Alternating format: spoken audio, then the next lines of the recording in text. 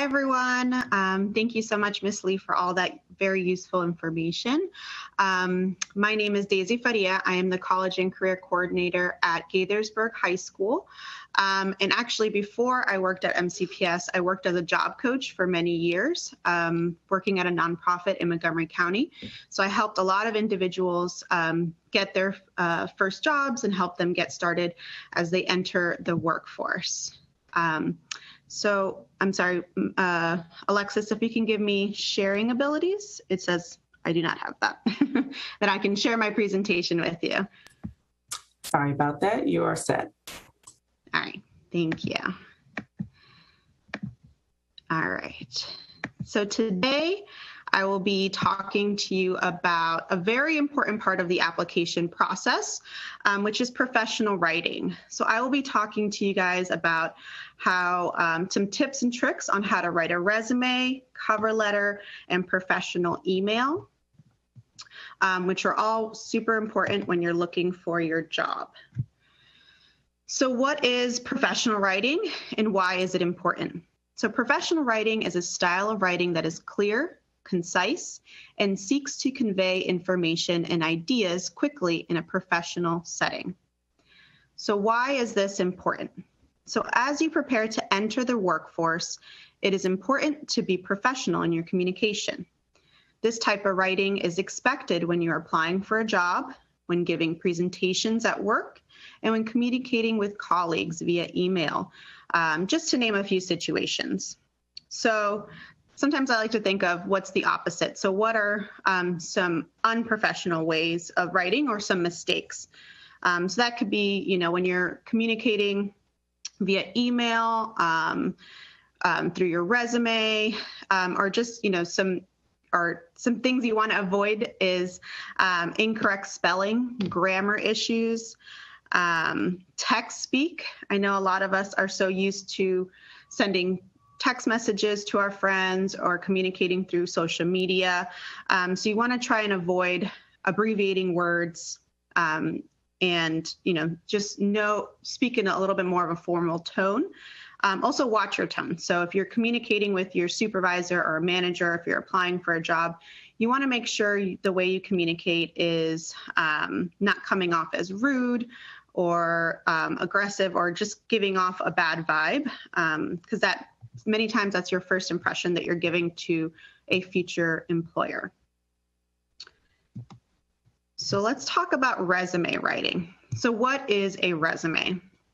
A resume is a summary of who you are on paper. So it is a document that shows a prospective employer a summary of what your educational background is, work experience, and skills and qualifications. So why do you need a resume? Most employers will ask for a copy of your resume when you are applying for a job. They use a resume as a screening tool to select which candidates to interview and which to rule out.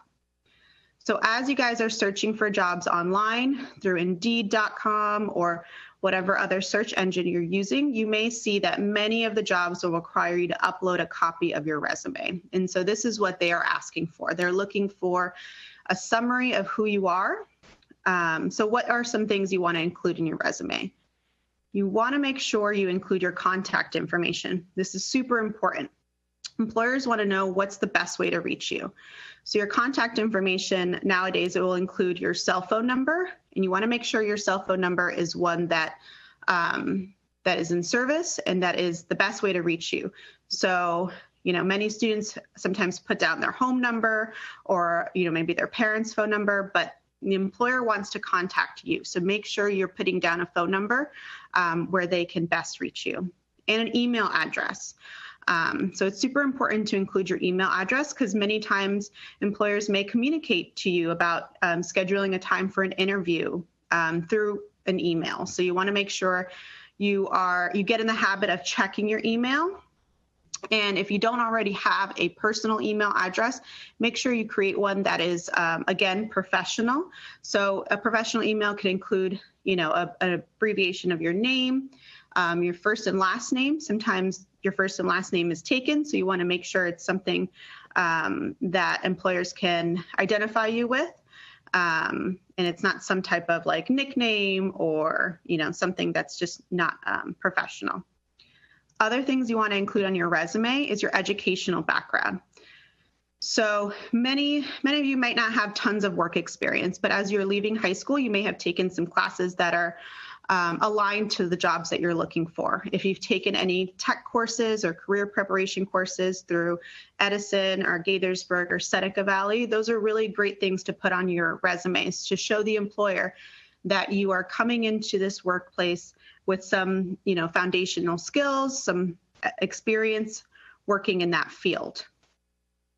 You want to include as well any work experience. So that can be babysitting, that can be part-time jobs, summer camp jobs. Any experience that you've had in the work field is important to put, especially as you are entering the workforce and you don't have tons of experience. You want to put in all that you have, as well as volunteer activities. So many of you guys have completed volunteer activities to complete your SSL hours. Include that information.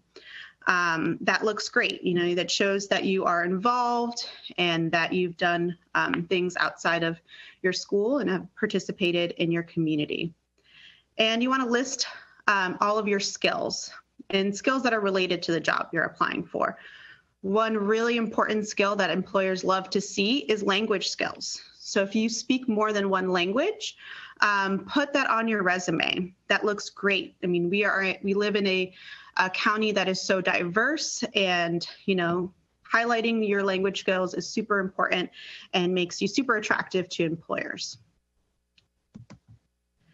So here are some do's and don'ts for resumes. So make sure your resume is concise, neat, organized, and no more than 1 to 2 pages long. Employers really only spend about 30 seconds reviewing your resume, so you don't want to make it too wordy or too difficult for them to really find the information that they're looking for. You want to have some white space, so you don't want to fill up to the brim with text.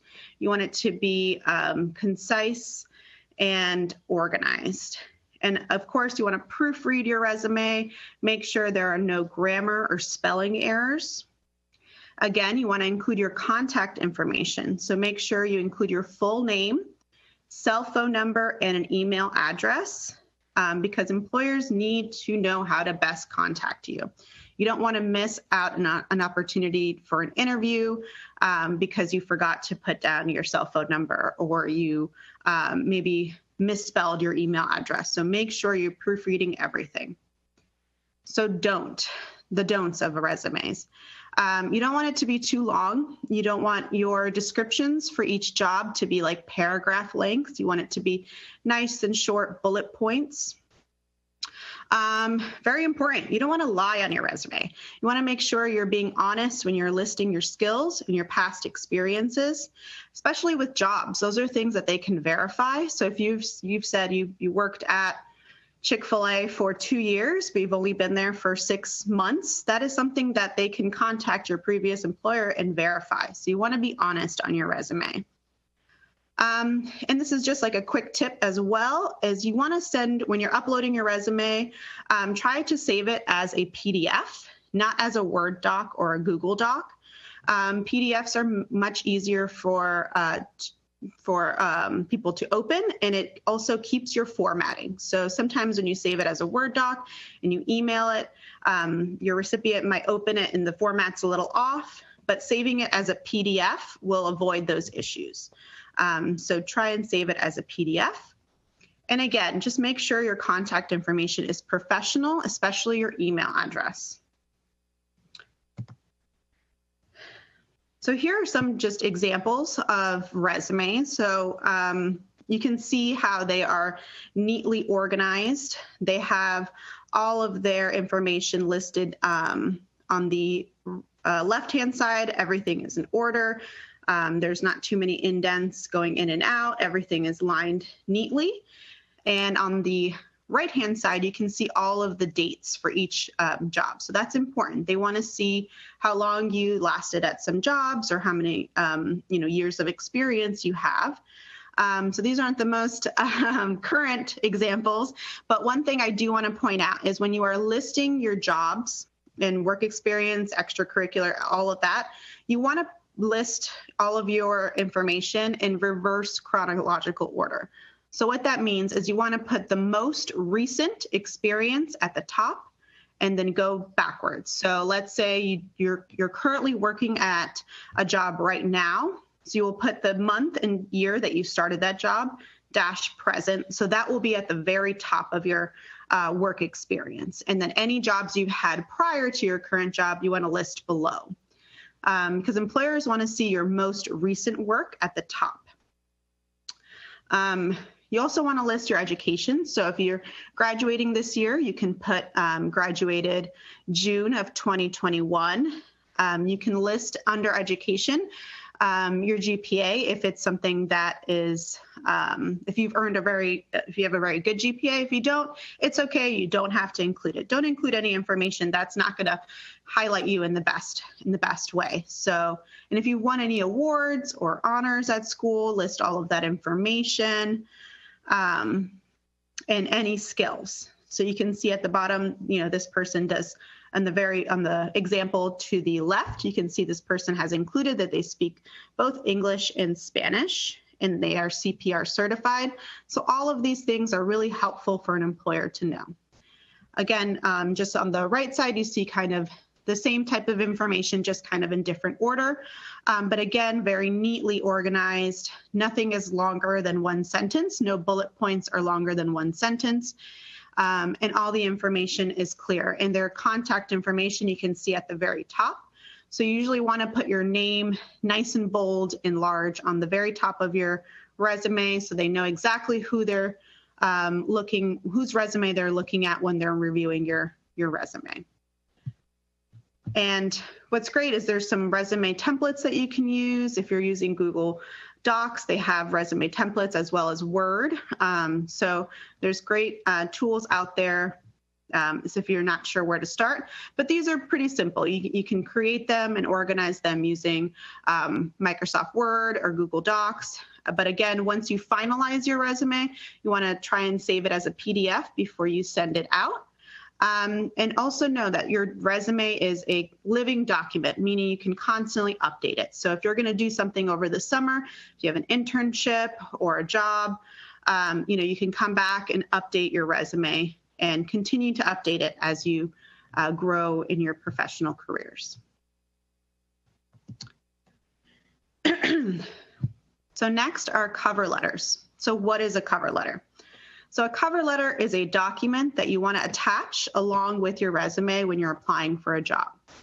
So this letter provides in more detail what qualifications and skills you have that make you the best candidate for the job.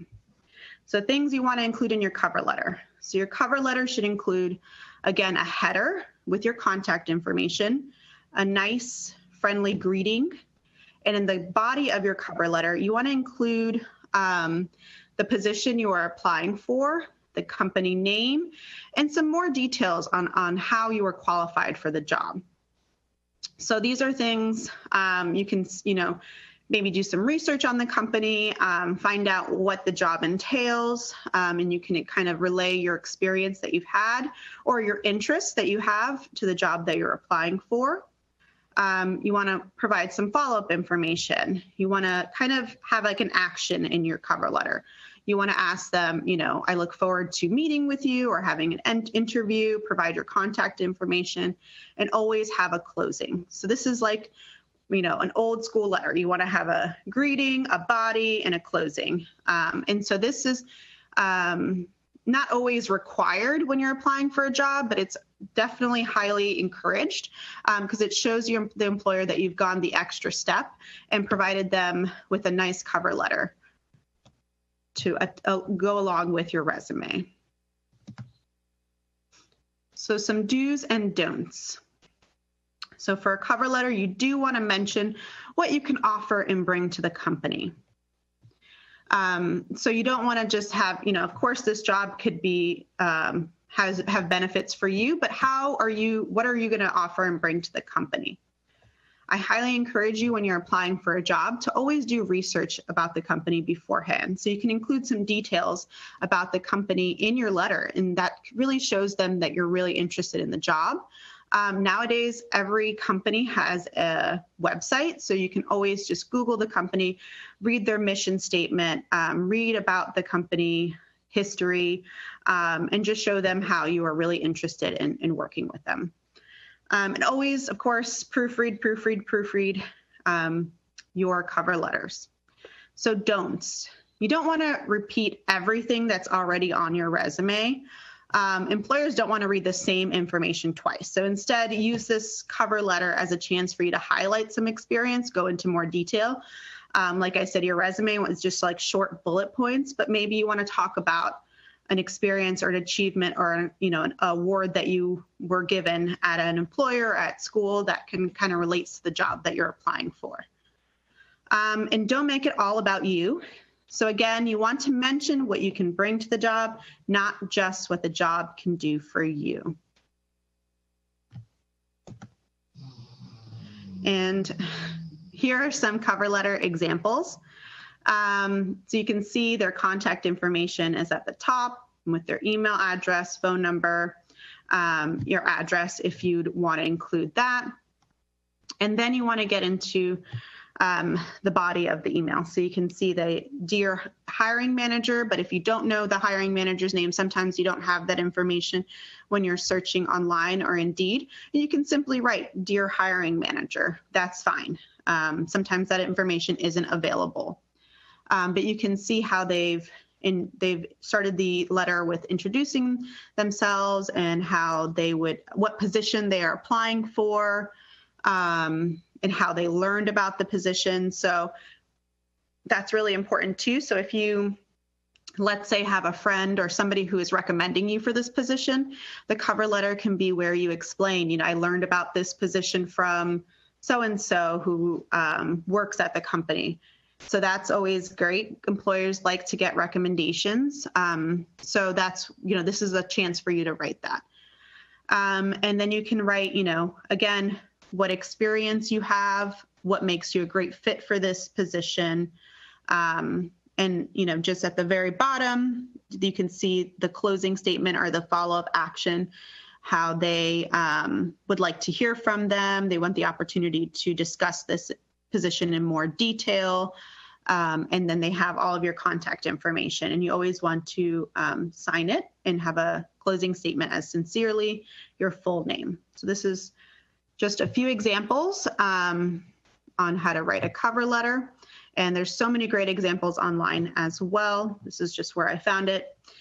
Just try and get in it. If you don't know where to start, you need a template, please do some searches online. All right, next is professional emails. So emails are one of the most widely used form of communication currently in and out of the workplace. So a professional email provides the recipient with, a clear, concise, and friendly message. Especially now in this virtual world, emails are so important.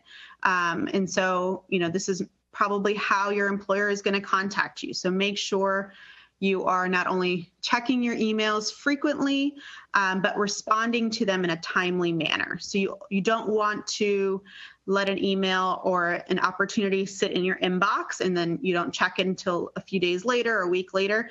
That job opportunity you may have missed that job opportunity by waiting too long. So please stay on top of your emails and just get in the habit of checking them more often.